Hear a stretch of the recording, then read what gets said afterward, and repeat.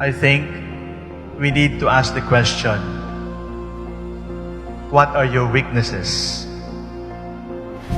And are you weak enough to become priests?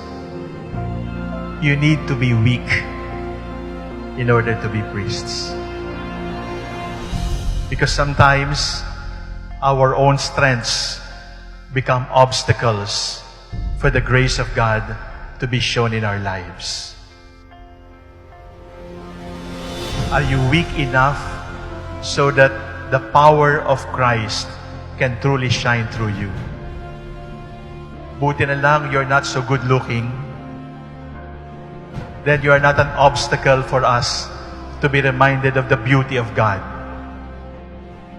But we are not looking for supermen. We are not looking for super seminarians.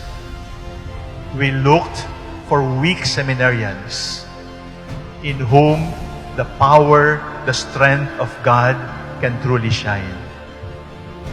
And this morning, do not dare to boast, because you were called because of your weaknesses.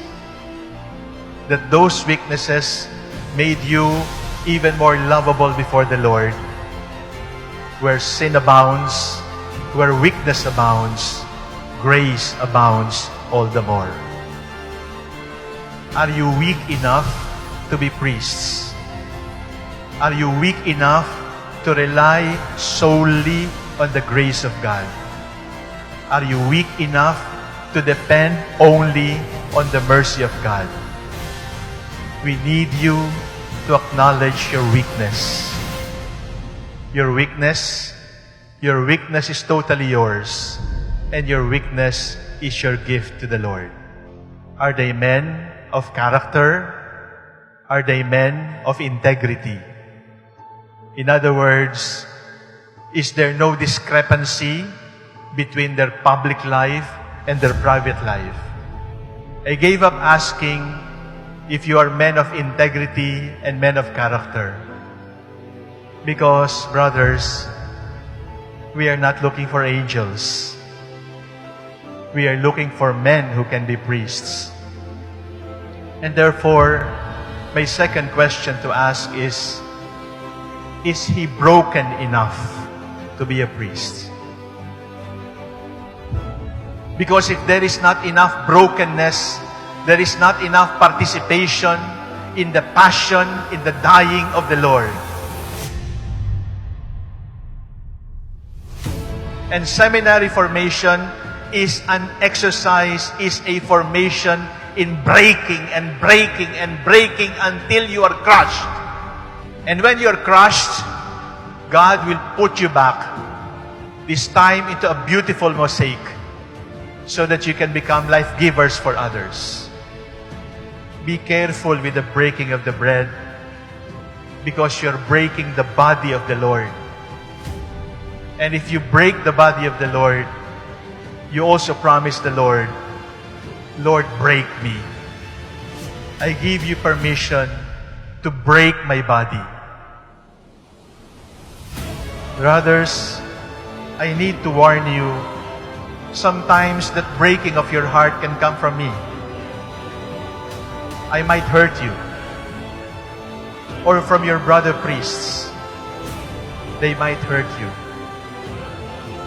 But when you are hurt by your brothers, when you are hurt by your archbishop, consider it as a breaking, so that you may be finer and finer, so that more and more you can become life givers. There is no holiness without a willingness to be broken like the body of the Lord. If they gossip about you, if they ignore you, if they take you for granted, if they calumniate you, whisper a prayer of thanksgiving, because when they break you, you share in the breaking of the body of the Lord. In the past 1 year, 3 priests have been shot, and bishops have been ordered to be killed and shot. You are now priests of a hypocritical church, and according to them, 90% homosexuals. And then the question was asked, are they brave enough to hurdle the storm? Are they brave enough to defend the faith? We were looking for brave men. We are looking for courageous men to stand up for the faith, to be martyrs for 2018, 2019, and beyond. My third question, my dear brothers, is, are you afraid enough to be a good priest? Are you afraid enough so that you can be good priests? You must be courageous against error, but you must be afraid of sin.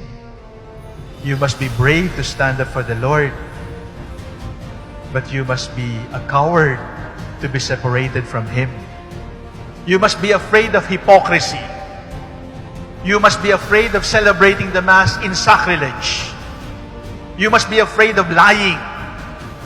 You must be afraid of lust. You must be afraid of stealing money from the people. You must be afraid of comfort. You must be afraid of convenience, because all of these distract you from your real vocation. God knows you more than you know yourself. And the beauty of it all is, even if God knows you inside and out, He still calls you, "Come, my beloved, follow me." Are you weak enough to be priests? Are you broken enough to be priests? Are you afraid enough to be priests?